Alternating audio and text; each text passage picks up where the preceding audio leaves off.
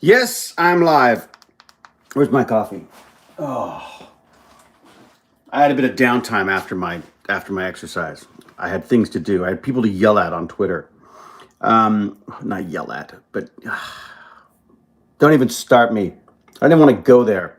It's just that you do something as innocent as say, look, we got a third wave coming here. Whether it's going to be a huge one, whether it's going to be a little itty bitty one, which I really hope it is. We're not vaccinated in Ontario, so I just wanted. Not, I don't know if it makes any difference at all. I mean, but I just wanted to tweet the fact that Ontarians should be Ontarians. What do you call us, Ontarians? They just need to be careful. Like we're getting close. We're getting close to this being a lot less stressful for everybody and a lot less deadly for everybody. So I sort of thought I had sort of innocently enough said, please remember, wear your masks, social distance, get a shot, get the vaccination when it shows up, if it shows up. It's very slow here in Ontario. And it's just always frustrating to get people who feel the need to undermine something as simple as that. And that got me frustrated. Yeah, I mean, we've been very, very, very lucky up here so far. And I say lucky. Like, I mean, I know a lot of people have been doing a lot of work to make it that way. But I also know that we've not, we have not been impacted the way many other places have been thus far. And I'm very concerned that if we lower our guard now in Ontario, that we're in for some serious freaking trouble. And of course, I have a personal stake in this because my father is 80 plus, and my mom is my stepmom is compromised. Her system is compromised, and close to 80. Not that close to 80, but she would not want me to tell you that. Anyways, point being is she should get a vaccination. My little sister in England's had a vaccination, because she had lung issues. My mom in England has had a vaccination, and Ontario keeps announcing that they're doing vaccinations, but they're not. The rollout is a freaking nightmare. I'm really hoping that now that they're sort of opening it up to some of the local pharmacies that it'll take off. I mean, this is this usual debate over like private and public healthcare stuff, right? I mean, the fact of the matter is that there are businesses that are designed to give people shots. They're designed to do that. They're designed to run efficiently and make money in the process. Yes, God forbid. But if you can then supplement that with a government system to make sure that everyone has access to those things, or at least to the minimum required that they need without getting crazy and us not being able to afford it. But we can't afford the pandemic, and all of this could have been, I mean, certainly mitigated, but potentially even prevented if we just sort of got our shiitakes together earlier on when we knew this was a problem. And now, a year plus into this, we're scrambling, and I just don't understand why. Anyways, Dad's been vaccinated. Woohoo! Still waiting. Yes, I think they're definitely worried about it with kids right now, what the effect of that is. There are idiots everywhere. Yeah, I mean, there really are. It's amazing. It makes sense to supplement private at this point because the financial strain on the public health system is incredible. But that's exactly it. But it's always that case, Tammy. I mean, I feel like, hi, Tammy, by the way. I should say hello to everyone, shouldn't I? Oh, boy, there's a lot of people already. Lindsay, Harvester, Brick Tech Fan, Kameraden, Soma Proofed, Amy, Claire Ann, Eva, Andriane, Claire Ann, Manon, bonjour Manon, comment ça va? G-Cloud. Wow, the G-Cloud's here. New Brunswick, big fan. Finally caught you live. Well, thank you very much, G-Cloud. Welcome. New Brunswick, you're doing all right now, aren't you? Your numbers are pretty low, I think, when I looked this morning. Richard Dickens, Lloyd, Invisible Dimensions, Baz? Not my Baz. That's a different Baz, right? Is that my Baz?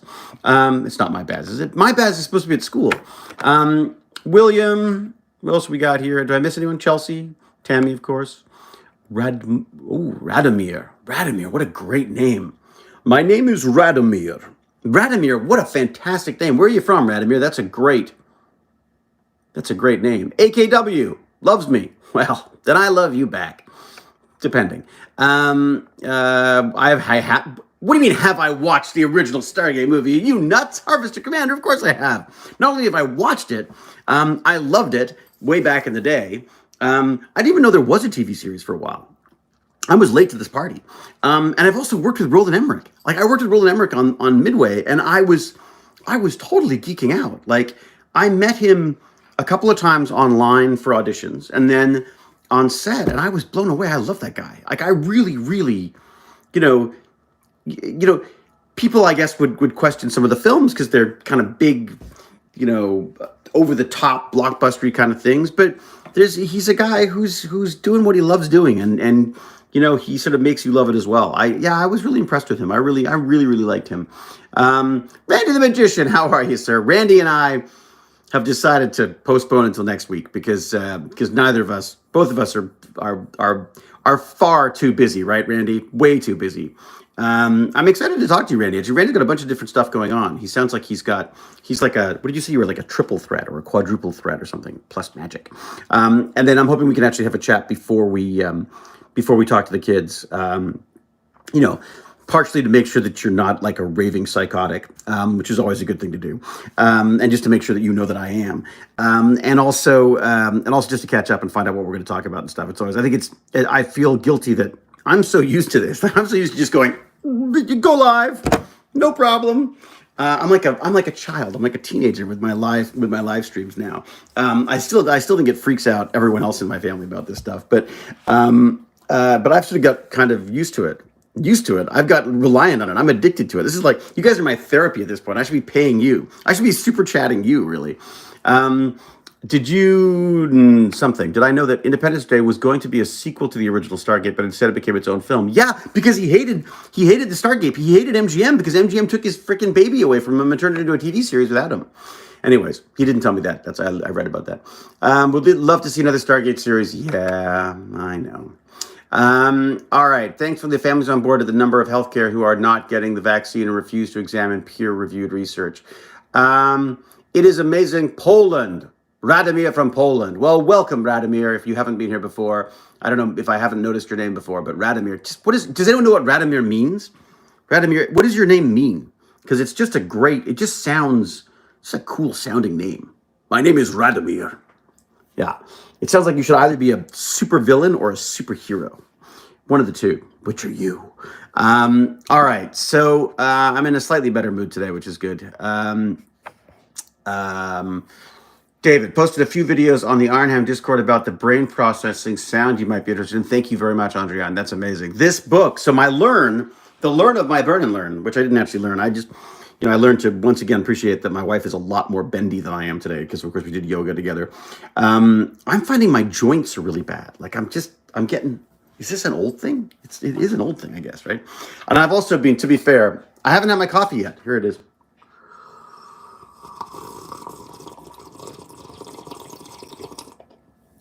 It's important to have an ASMR coffee component to each one of these.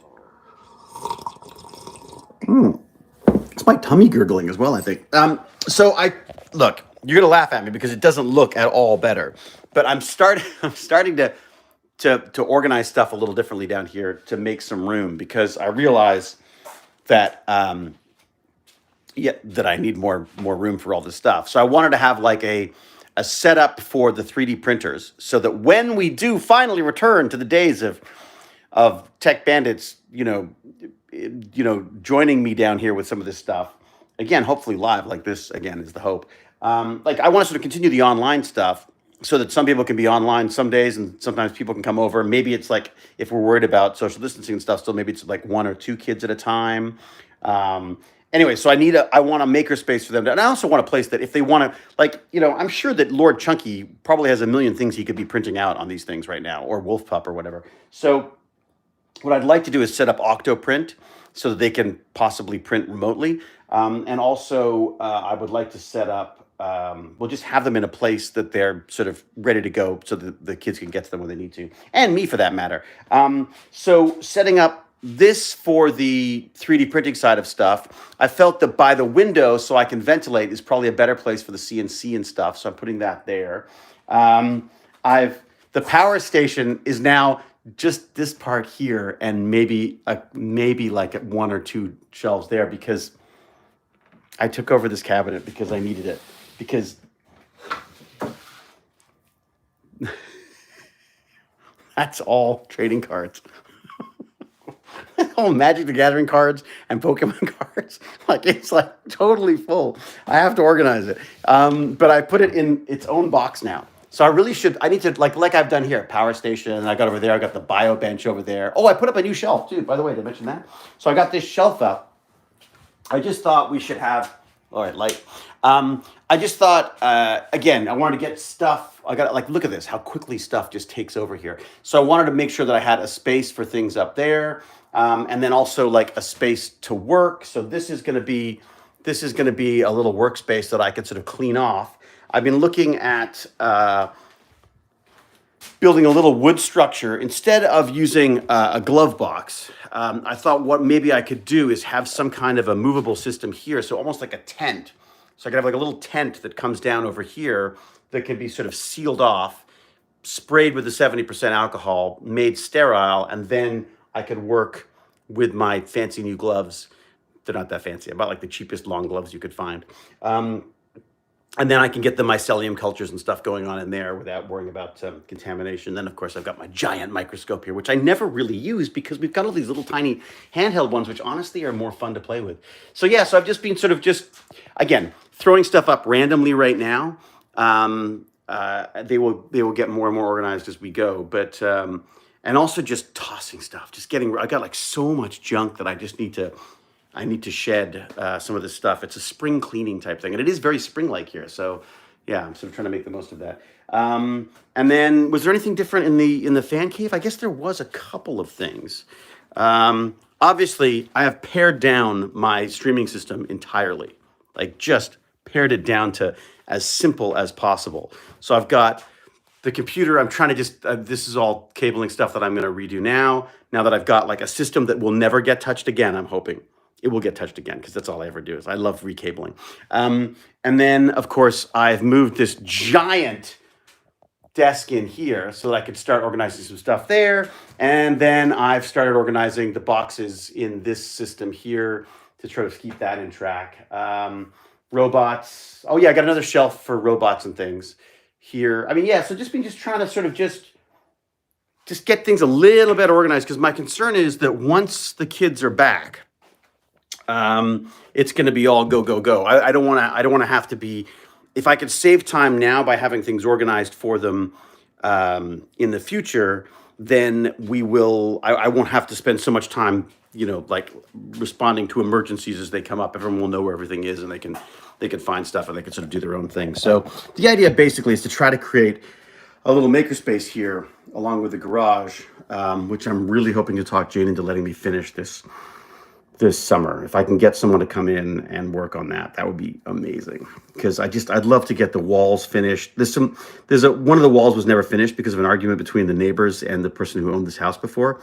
I don't know how they argued with them because they're the loveliest people that I've ever met and we get along great with them. So, and they've said like, go ahead, do whatever you need to do.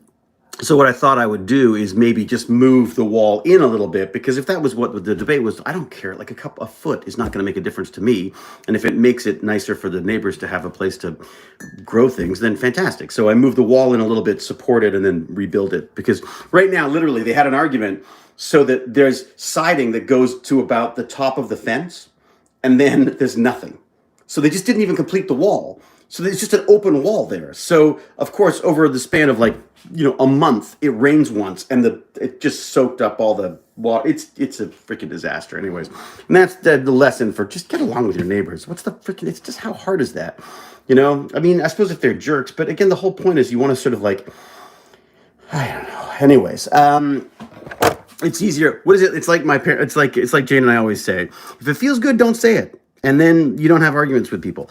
Anyways, although God knows I'm good at that. You set me off, you're doomed. I think you should write in giant black Sharpie all over the house. Dishes, couch, dog. Oh, Adam, I would if I could. Just be kind, Doctor Who. Is that what Doctor Who says? I like that. Hello, everyone. David, it is awesome that you make the widescreen videos again. Was it you, Dark Sprocket? Who was it? Somebody said, please make the widescreen. And it's so funny because widescreen is so old school. Like widescreen is like old movie buff stuff. I love widescreen. I've always preferred widescreen. always defaulted to widescreen. But then recently I've sort of been forcing myself to go upright because of all the social media stuff, which is all upright on the phones and stuff. And potentially this may be a thing of the past, this whole widescreen thing, because of the younger generation. Widescreen perfection looks better on my TV. Oh, there you go. Okay, good. Well, as long as Dark Sprocket's happy, then really everyone else be damned. Nice mug. It's not really, it's so boring. It's like, keep calm and carry on. I want a bunch of mugs. I gotta get new mugs. I've just been sort of reticent to buy things I don't really need of late. We had a really interesting incident at Baz's school the other day. So Baz came home and he didn't have his shoes. And he said, and this has happened before, where people like walked off with the wrong shoes or maybe taken them on purpose. I don't know. But in his case, he was missing a pair of, not inexpensive running shoes. And it turns out that two other people were also missing these shoes, and they thought, and they're all the same size. So they thought, okay, this seems like a bit of a coincidence. They also found a cigarette butt. So the kids started doing their detective work. They found a cigarette butt downstairs, and none of the teachers smoke, allegedly. So they went to the cameras. They had video cameras, and apparently the cleaners had forgotten to lock the door one night, and a homeless gentleman had come in and helped himself to the shoes that fit him, 3 pairs of shoes that fit him. So the school was saying that we'll reimburse you for the shoes and stuff. And so I talked to Baz about it, and we decided, and Jane decided, Jane and Baz and I talked about it, and we decided that what we should do is we should consider that a donation, because obviously the person who's stealing running shoes in the middle of winter is probably more in need of those shoes than Baz was for his indoor exercise stuff. So basically they wear their boots to school, and they have running shoes there that they would then wear in the school, so that stops them bringing dirt and muck, and I guess to some extent contamination into the school. So although they themselves are little petri dishes. So we sort of we took a note from the old, was it the Count of Monte Cristo, which is the one where it was Les Miserables, wasn't it? Where basically it's like the guy steals the candlesticks, and then the nice homeowner hands him the candlesticks back and says, no, I gave it to them on purpose. So in this situation, I just thought it was a good lesson for Baz. And also it just made sense. Like, those are running shoes that he's had for a little while. I mean, they're absolutely usable, and he was wearing them and was obviously, liked and appreciated them, but, and probably not enough. But we figured that, if someone's stealing shoes, chances are they need those shoes, especially if they're stealing specific sizes of shoes. There were 3 pairs of shoes missing, and they were all the same size. So obviously the guy needs shoes, or he needs them for his son, or he needs them for his daughter, or whatever. Who knows what the deal is? So we figured, we figured that, and then. Baz and I were talking a little further, and we're saying, like, maybe there's we could do like a shoe drive or something. Like, if people need shoes so much that they're stealing them, maybe we should look into, is there a way to recycle some shoes? Kids get through shoes so quickly; they grow out of them before they're worn out. So why not maybe look into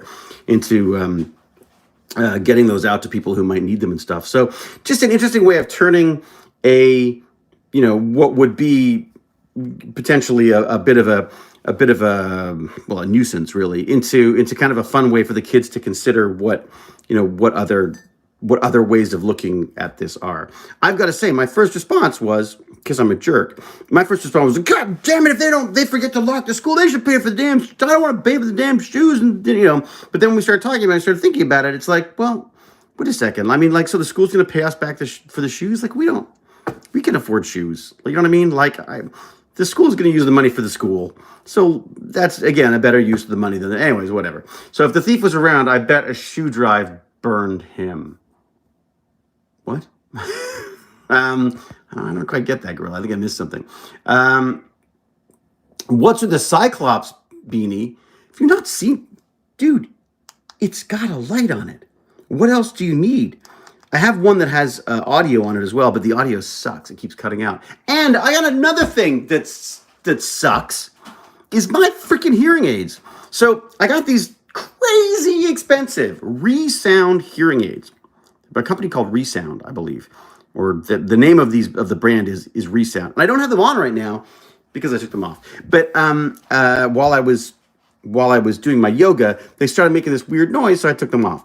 But I've been having a lot of problems with them with Bluetooth. Like the Bluetooth keeps disconnecting from one ear. So I'm walking around. I mean, look, it still works as a hearing aid, but when I'm trying to listen to like a podcast through them, you can't listen to music because it just sounds like crap. Even the podcast is pretty freaking bad. But for a $7,000 hearing aid that's supposed to make voice clarity better for us deaf folks, this one keeps cutting out, and it's just horrible quality. And I'm so pissed off about the whole state of hearing aids right now. So I'm definitely going to invest possibly even some of the Tech Bandits money that you are very kind enough to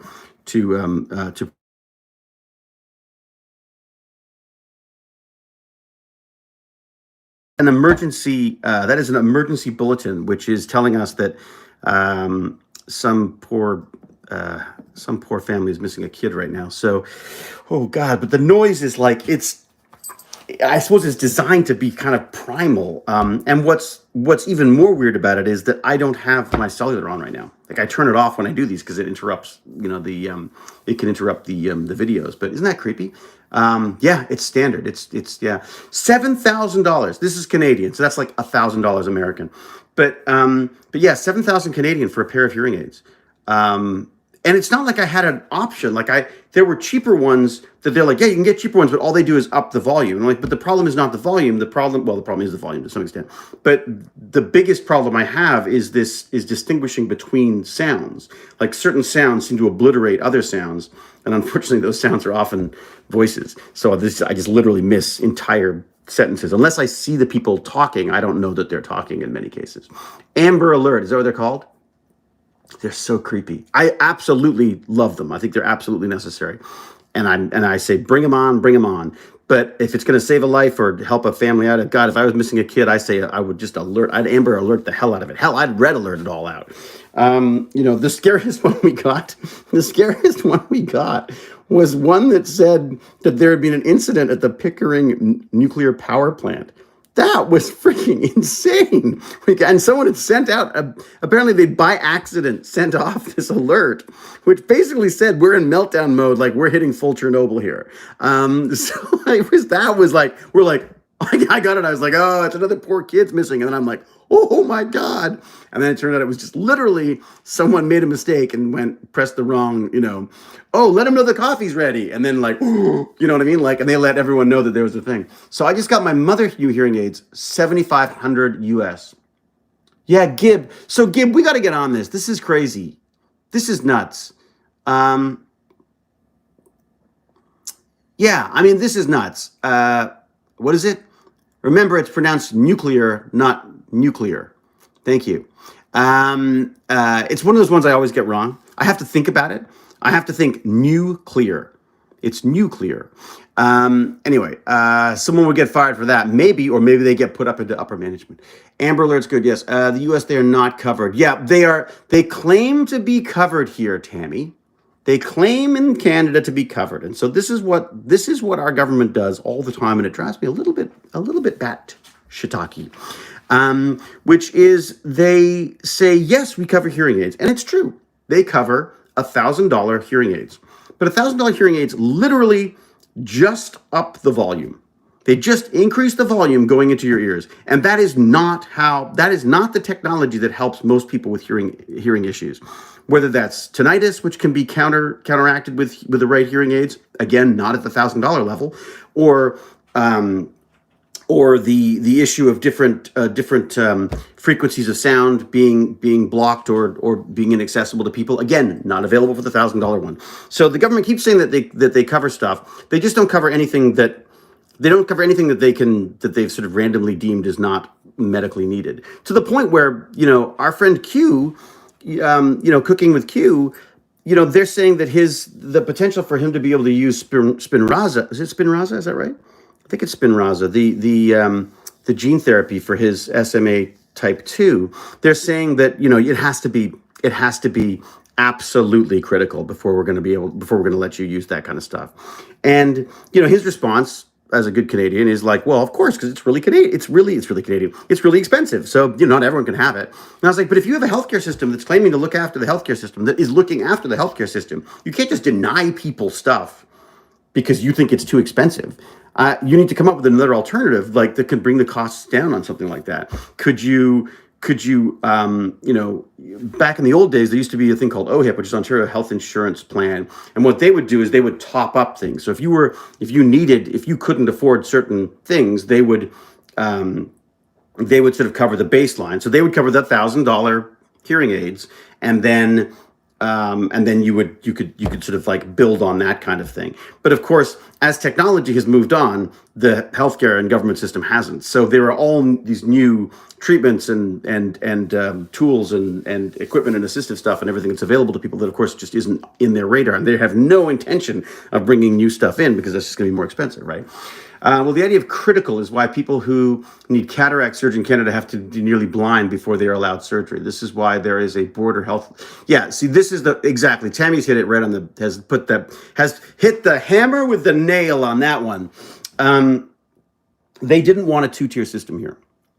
They used that as in their marketing to get a fully socialized healthcare system here, which again, having experiencing a pandemic, I really believe we have to look after people. I really do. I absolutely believe that.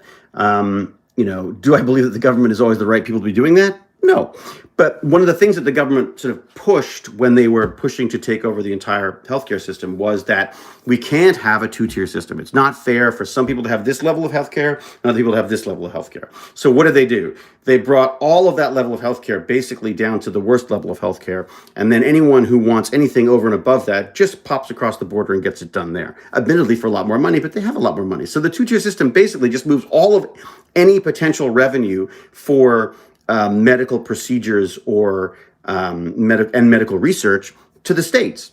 So there is a two-tier system. It's just a plane ticket, basically, which is my frustration there. I know people will argue with this. I know that you ask everybody about their healthcare experiences, and they've heard horrible things, but they've always had good experiences, or they've had horrible experiences. But in general, it's usually good. My experiences with the Canadian healthcare system has been there's a lot of amazing, talented, and hardworking people here who eventually move to the States. That's my experience. I mean, like the young doctors, if you want to do like cool research and stuff, you either have to be at a university or you have to be in the States, because that's where the money is for this stuff. So we have to figure out something that's going to allow us to give the majority of the population the healthcare that they need, but also allow us to innovate, allow us to get ahead of some of this stuff, like viruses and such, and also to keep our doctors here. I mean, I don't want the leftovers. I want it's Canada. We should have like the best and the brightest here, But if you can't get good paying jobs, if you can't get into the bleeding edge of, boy, now when you say it in a medical term, it makes it even grosser. But if you don't have access to that sort of level of innovation, I just really worry about it. I don't think that works. I don't think that helps anybody. I truly feel that the properly managed private healthcare system, along with a public healthcare system, is the way to go, because I think that the private healthcare system can alleviate the stress on the public one. If it takes wait times down. The wait times are freaking ridiculous here to get stuff done. I mean, as Tammy was saying, I mean, you've got to be blind before you get cataract surgery. You've got to be, it's because, and again, I understand they have to triage. They have to go with the most urgent cases first. But if you're constantly operating at that level of stuff, it's the care is there, but the level of care is severely compromised. So that's my horrible right-wing approach to healthcare, basically, which most of my friends disagree with. But I do feel that there's a way of somehow mixing the two of them.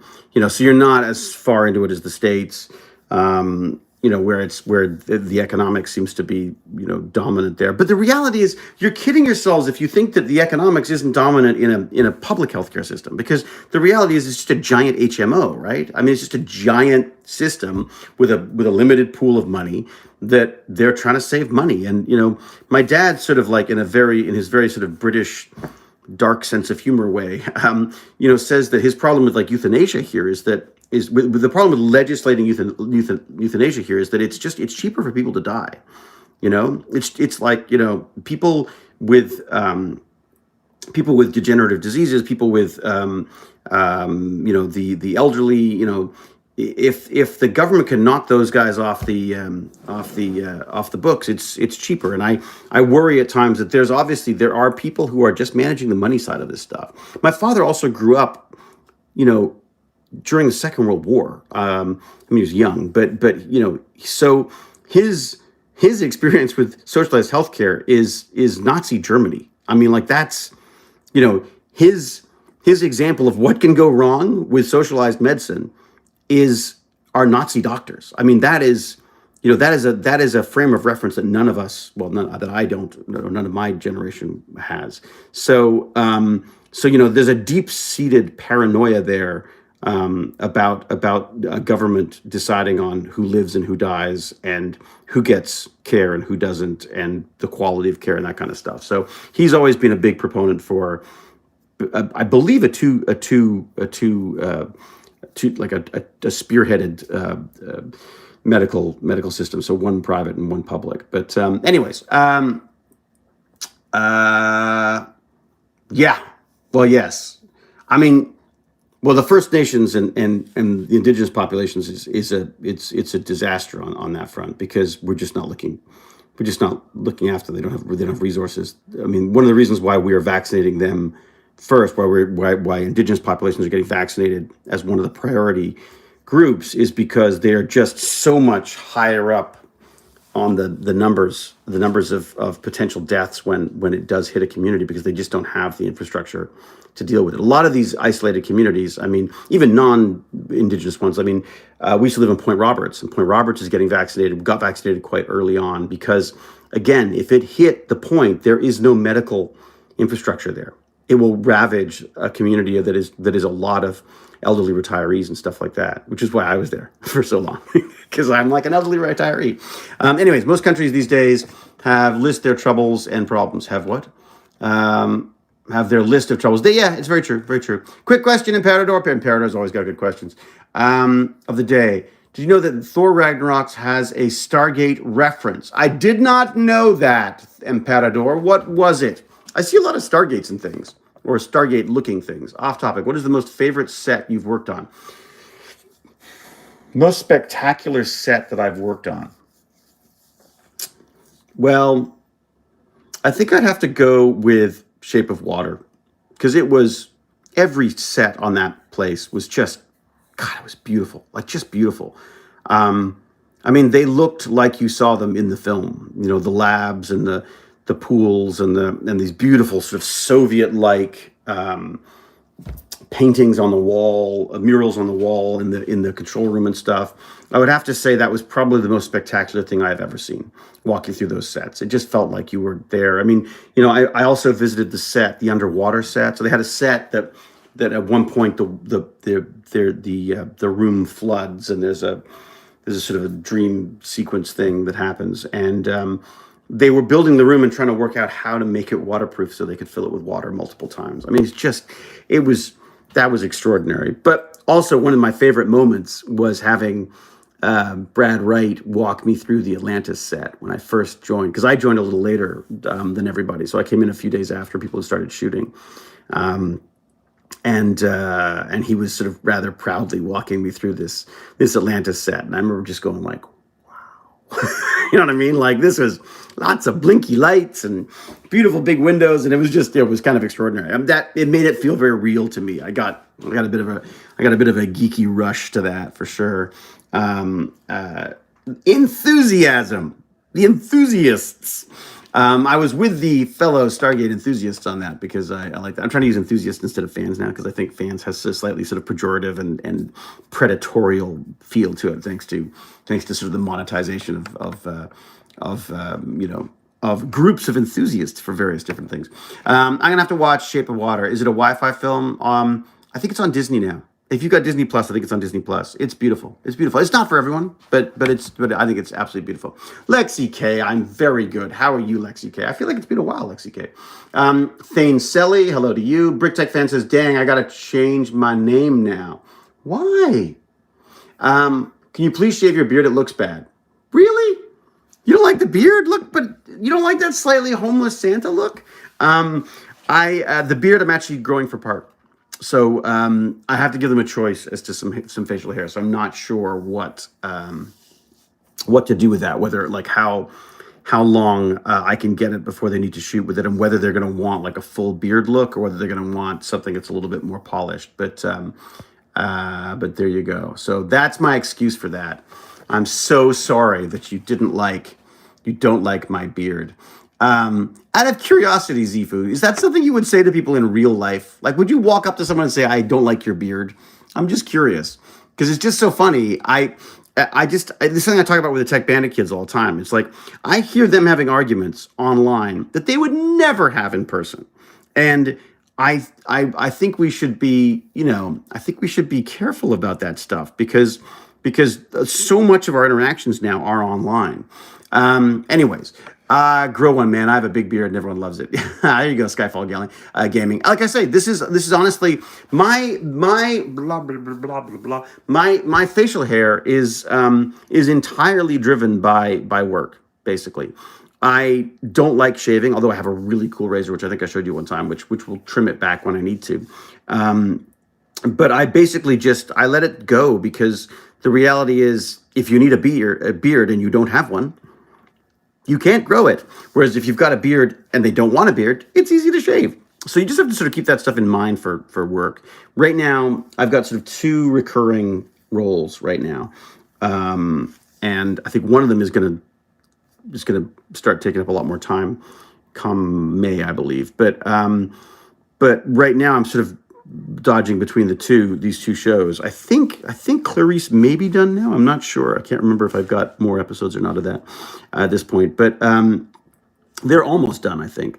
And then I'm just basically free to be whatever they want me on this other show. So it's your face. So do what is required of the job and do what you want in between stints. Exactly, Mark. It's my face. But you have to look at it.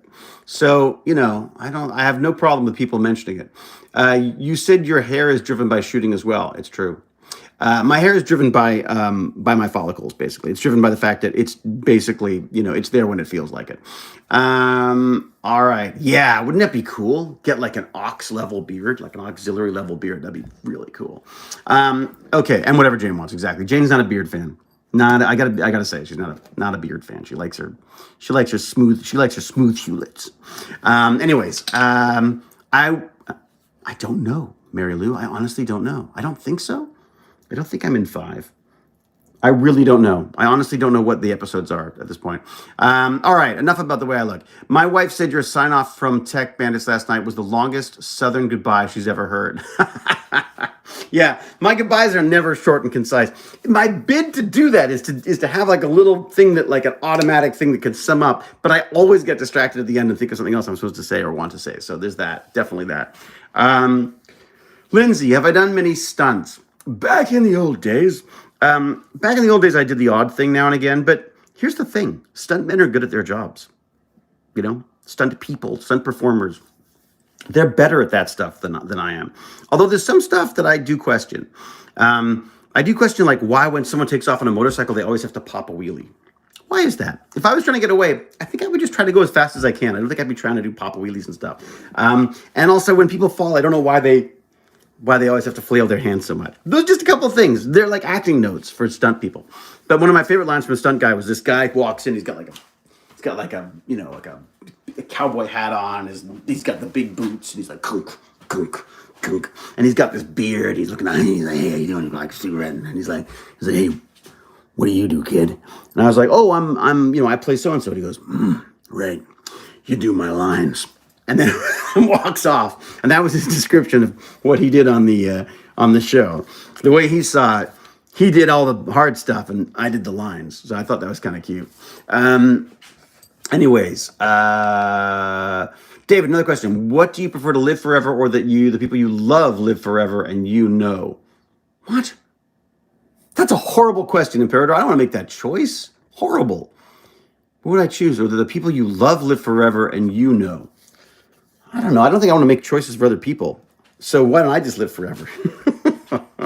No, it'd be miserable living forever without the people that love you. I mean, that's the whole Vampire Lestat thing, right? That's the whole beauty of that book series for me, that Anne Rice series about the vampires, before it got turned into stupid movies.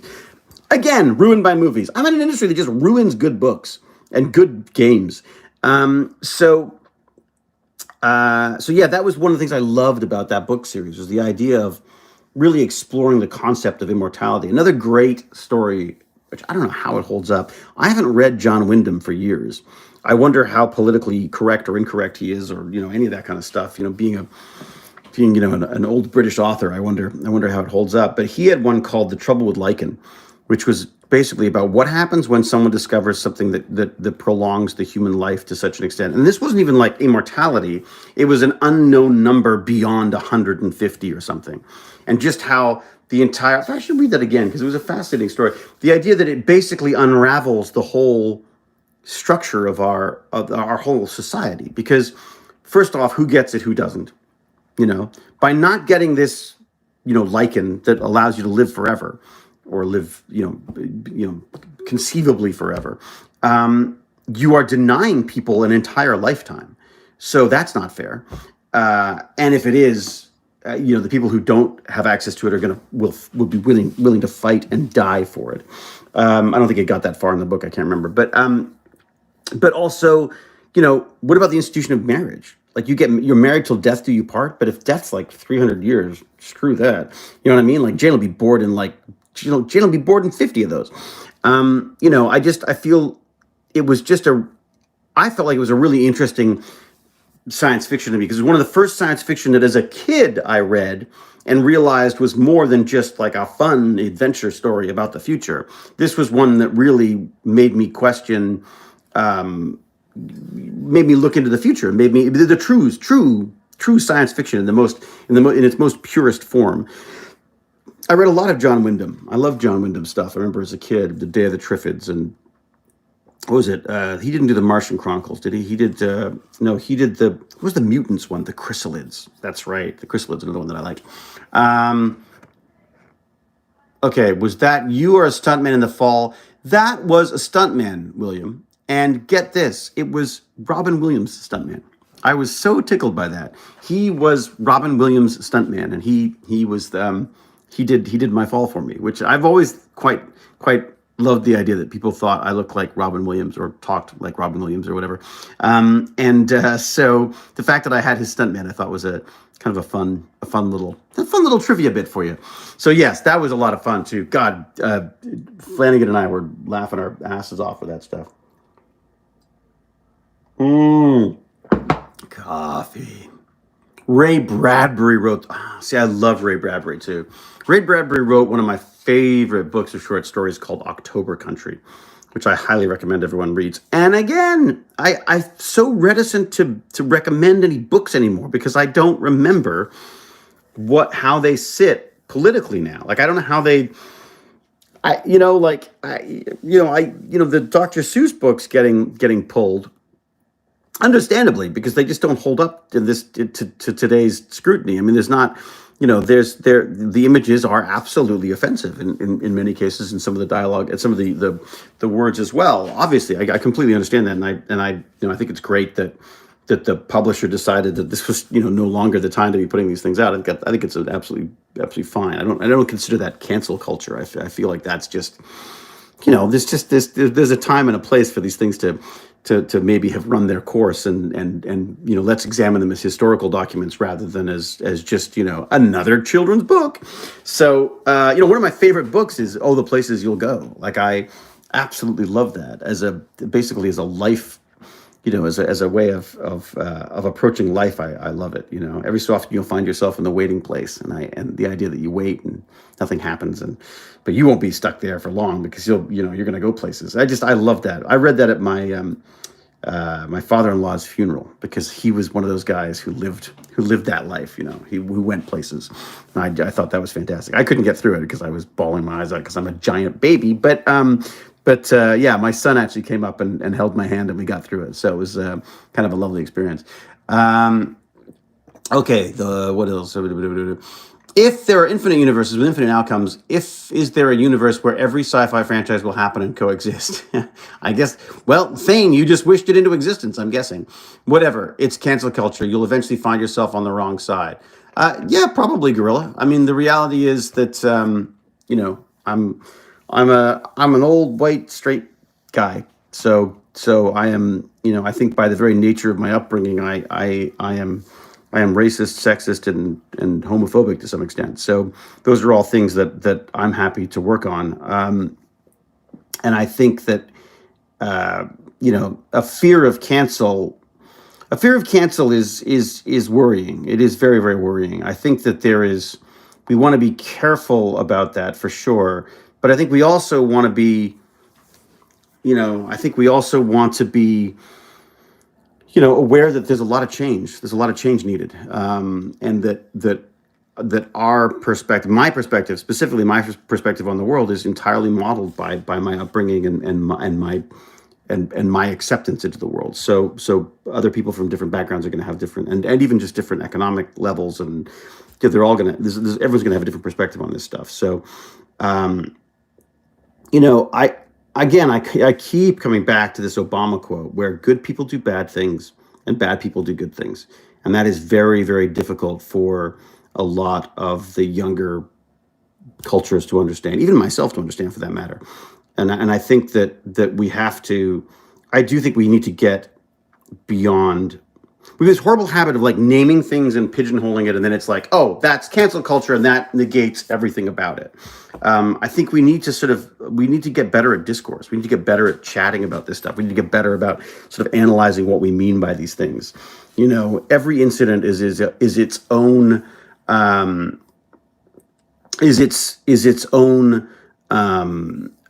no need to apologize, Gorilla. It's fine, not at all. No. This is the whole point of it is to discuss, right? I mean, I think the cancel culture thing though is worrying to me because you don't want to live in a society where you are terrified to speak for fear of saying the wrong thing. I mean, it's the wrong message for people. I think what I would rather is live in a society where you can be respectfully educated about mistakes you've made. I mean, my approach now, I was very, very defensive about this stuff to start, and I was very what's the term? I guess I would get angry about it, and I was very, very much of the mind that people were making a fuss about nothing, and that why should other people have, why should different races, colors, creeds, whatever have advantages that other people have just because of the color of their skin and all this. And then I think I read a lot of stuff about this and explored it as much as I could. And the one that really stuck out to me was again something in this "So You Want to Talk About Race" book, which talks about that why do you feel defensive? Like, why are you angry about that? Why does that piss you off? Why does that piss me off? Why does it piss me off that there is a black coding camp? I mean, why not a white coding camp? And I definitely felt that, and I realized, having sort of read and sort of explored that a lot, that is coming from my understanding of the world. My understanding of the world is that it's a fair place, and that you just have to work hard and you get where you need to get to. That it's a level playing field. That you work hard and you get places, and that's just not the case for some people. Up until very recently, it has been the case for the white population in the areas that I have lived in. How's that? Again, just to keep it within my realm of experience, I don't want to talk about other people's experiences because it's just not my place. But what I realized was that it's, from my perspective, my idea of fair is very different than someone who grew up black in Toronto. They have had a very different experience than I have. And so I think it's really, really important that we step back and realize that that there's a thumb on the scale on these things, right? So we may need to put a thumb on the other side of the scale in order to bring it back into a closer to equality. I don't think there's a such thing as an equal civilization. I don't think it's ever going to happen. I don't, I would love that, but it seems like a Platonic kind of it seems like a philosophical truth to me. But you want to get as close as possible. You certainly don't want people, because of the color of their skin, being concerned about their treatment by police, or even or concerned for their lives when it comes to dealing with law enforcement. You don't want, and again, I'm not ganging up on the police here. This is not a police problem. This is a societal problem, and a societal problem that I've not had to experience. And I think that is going to change a lot of the stuff going forward for me. So I'm definitely a little bit more passive on this stuff than I would have before. I used to get angry, in safe company about this stuff. And now I'm realizing that it's just the wrong attitude to have. I just don't, I'm talking from a position of privilege, again, speaking of my own privilege, not speaking of everyone else's. And just because I've had privilege doesn't mean I haven't had difficulty. It doesn't mean I hadn't had to work hard or haven't had to, but my experience is going to be very, very different than somebody who, from the age of 10 was watching their favorite TV show and wanted to be an actor if they were a person of color. Right. So, first off, what examples did they have? You know what I mean? You grew up watching science fiction as a kid. It was really freaking white, really, really white. Shockingly so when you look back, and because Hollywood was white, right? And so they didn't have people to look up to like that. They didn't, it was even more, it was even more unlikely for them to be able to follow what they want to do like that, or even have those as options, even to have those as things, even to have something like acting as something to aspire to. Sports was something that they, sports took off because inner city kids could see people who looked like them succeeding. And it's just such a shame that wasn't at the same time happening with the same kind of sort of influence in Hollywood. Hollywood, it is still very, very, Hollywood is based on, in order to get a film made, you have to have names attached, right? And those names are still really freaking white. And if they're not really white, they're really famous and unattainable.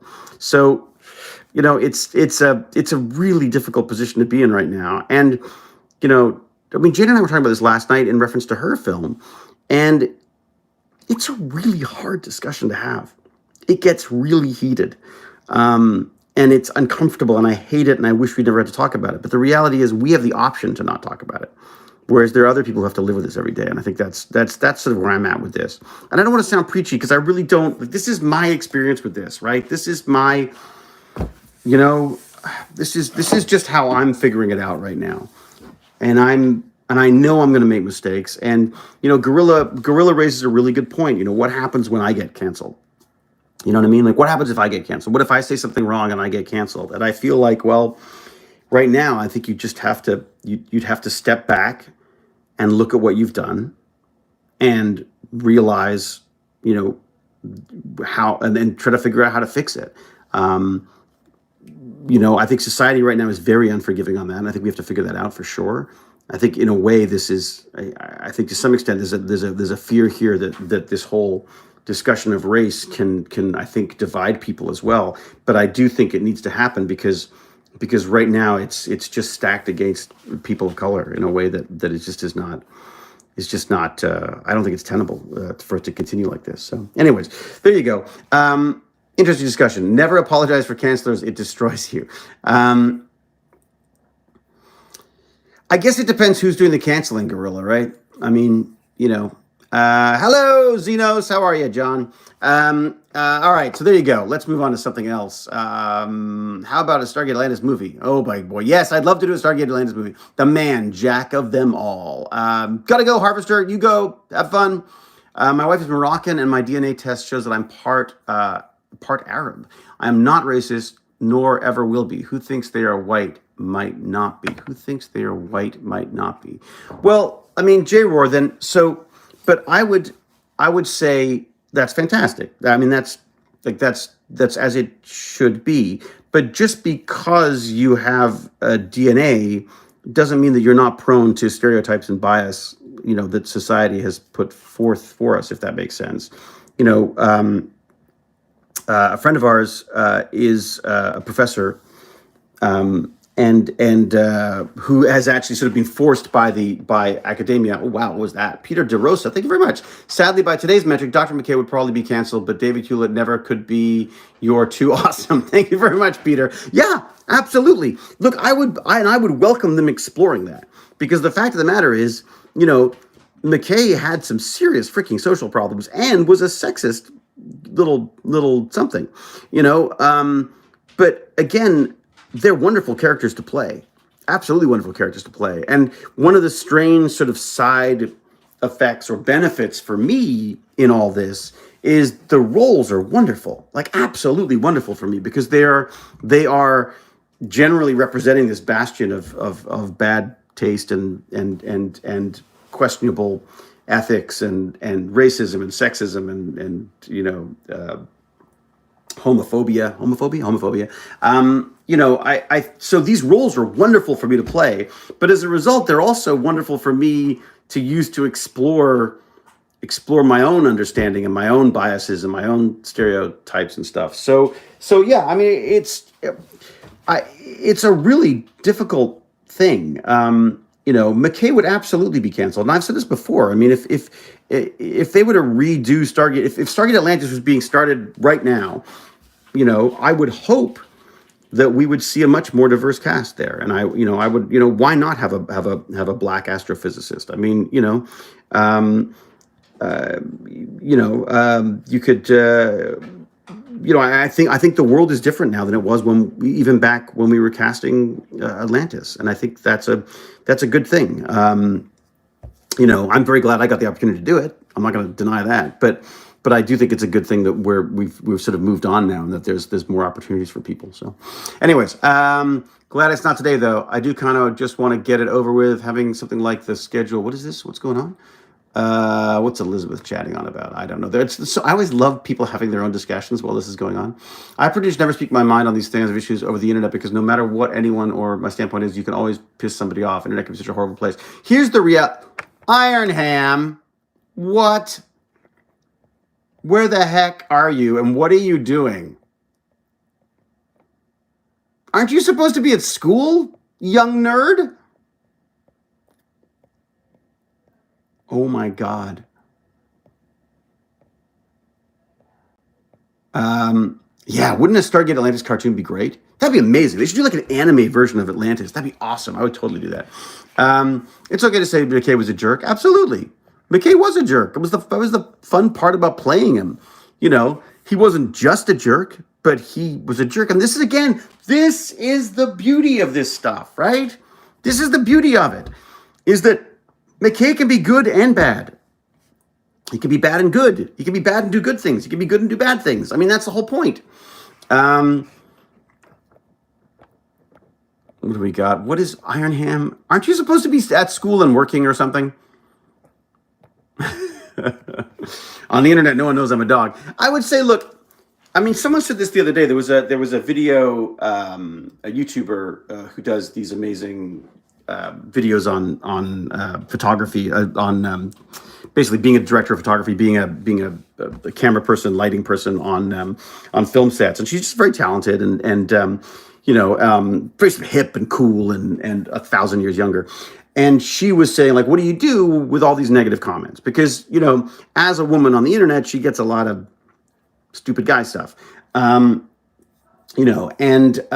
I was just saying, because I was mansplaining. But in my tweet back to her, I just said, like, look, I mean, the reality is, as soon as you make something or say something or take a stand or create in any way, people will make fun, will diss, will troll, will do any of those kind of things. They will, people are going to say horrible things about you, as soon as you do anything. And that just means you've done something. So well done, and keep doing it. Basically, I think that's just the only way to do it. Our natural tendency is to look at a list of thumbs up and immediately go to the thumbs down and go like, what did they say? You know what I mean? Like, that's just a human nature thing, and it's very hard not to do that. All right. Did I see the Illinois GTA 5 ban proposal? What do you think of that? Well, they're banning GTA? Really? But this is the thing, Guy Bomb. This is it. I mean, is that, again,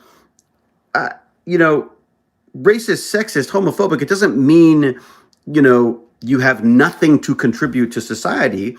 I just want people in those situations or in that mindset to be able to be educated to the point where they can fix those things. And that's the cancel culture thing that I think Gorilla was talking about, this fear that you get shut down before you have a chance to fix it. But again, I mean, how many people of color have been shut out from the moment they were born because of the color of their skin on things? So I think, there's going to be some pain. There's going to be some pain for us white folks. And I think it's justified, frankly. I mean, it's got to be done. I don't know that it has to be done this way, and I think the social media is perhaps.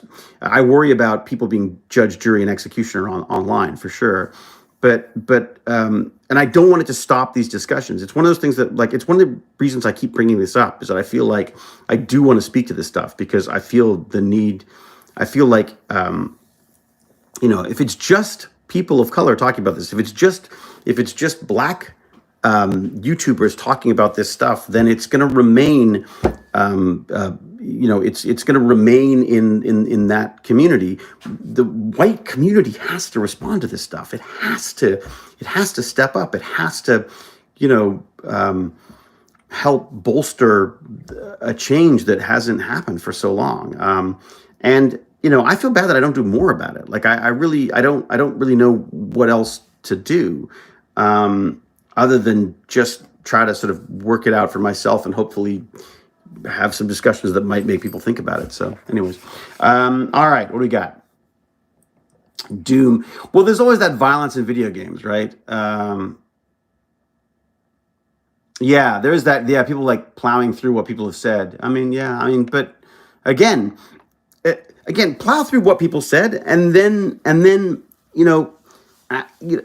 when they go, oh God, did I say that? Oh my God, I'm sure there's stuff that I've said and done that would horrify me now. I guarantee it. I think part of it though is that they weren't filming everything back then. I worry about what happens to people who are a little bit younger than me, who've been in the public eye the entire time. And this is why kid actors, just fall apart, is because their entire life they've been sort of scrutinized by the public, and people are bound to make mistakes. We're not infallible. So, the satanic panic around D&D, that was great, wasn't it? Is there a crack in my camera? Is it a crack, or is it I think it might be what it is? I think it's I think because of my cover, we're getting a little bit of a light leak. I think it's very, look at that. Oh, I can make it better. Ooh. It's very J.J. Abrams, I think. Would you choose to be Nazi or communist? Jesus Christ, what kind of a question is that? Well, certainly not Nazi. That's a silly question. But I think one of the other things that I would, neither of them appeal to me, to be honest. I don't like either of those options. But I think, communism is an interesting one, because every so often someone will sort of shut down an argument that I have by saying, "Oh, you're just left liberal communist, whatever." The reality is that I think, again, if there's a way of, we don't want to throw everything out.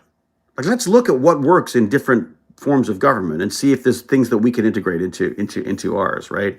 I think, just assuming that what we've got is good enough is never enough. I think we should always be questioning how our system is run and how our society, how our society functions. I think we should. Hey, excuse me. The very nature of me being a giant complainer is that I want change all the time. I want things to get better all the time. Why aren't things perfect? You know what I mean? And it's because they never will be. But at the same time, communism works on paper, but not in reality. Yeah, I mean look. A lot of these things work on paper, right? Logic is fantastic until you're dealing with human beings, right? So, what other interesting things do I have? Thank you very much. God can bless me for sneezing, I suppose. I'm gonna brag. I got the vaccine yesterday. Ooh, Jim the Evo. But Jim, which one did you get? Which vaccine did you get? I'm glad for you, buddy. Jim got the vaccine. So Jim, why did you get the vaccine? Is it because of the need for you to be at work? Is that the idea? Or did you just like jump the queue and jab yourself with something? Which I know he didn't do, just to be very, very clear. Both Nazism and communism are both totalitarian systems that are terrible on human rights. Pfizer. Jim's gone with Pfizer. Yeah, I mean, I can't even. I mean, I feel like I don't feel like I'm equipped to discuss either of these things. I mean, I did not do a lot of politics growing up in school, and it was something that I frankly avoided most of my life until very, very recently. But I don't consider. I mean, I don't feel like I don't see what. Of course, I don't support. Communism. I don't support Nazism in any way. I just think it seems like a silly thing. I feel like I have to say that. Like I have to actually vocalize that. Seems odd to me. I pretended to be an old lady. Perfect. Really smart. Yeah, William. Absolutely. Two different versions of hell on earth. But again, we also have to look at the rest of the world in these things. Like, how did America behave? How did Canada behave? We took all of our Japanese citizens and shoved them into camps. That was hell on earth for them too, right? So I feel like it's all very good and well for us to look. We absolutely have to examine this stuff. We absolutely have to examine what's happened in the past in order not to repeat it again. And yet we continue to repeat this stuff over and over and over again. So, okay, hold on. We shouldn't be talking about the vaccine on YouTube. It's gotten people demonetized. That's fine. I'm not here for money. I'm here for support. I'm here for therapy. Don't forget that the last residential school closed in the 90s. Exactly, Cameron. I mean, like, this is, it's freaking nuts. It's nuts that that's the case. There's so much stuff. You're doing great. Thank you, Norm. We support you. Don't support me. That's not me. I don't need support. Look, this is just, I want this to, this is a burn and learn. The whole point of this is for me to whine about the fact that I've exercised and flex over the fact that I'm actually continuing to exercise and to prove to you that I've exercised so that I don't have to, so that I can feel guilty if I don't. But it's also become like a really interesting way to just get some thoughts out, you know what I mean? To just sort of process some stuff that I'm thinking about, and thank you for sort of triggering a lot of these discussions. I really appreciate it, and I like the way that it's beginning to open up more. At first, it was just Imperador giving me great questions, and now there's like there's kind of a fun dynamic here that we're building on. And I don't want to get too serious all the time. And I'm sorry if I do, but I it's, I guess right now a lot of this stuff is kind of important to me. I saw my dad and my mom, my stepmom. She's a mom too. I feel weird calling her a stepmom because I have two moms basically. So my dad and my mom were here yesterday, far away, and they dropped some stuff off. And I really want them to get vaccinated. Like of course I do. So it's sort of, it's forefront in my mind right now is I just don't want them to stumble in the last stages of what I hope are the last stages of this. And I see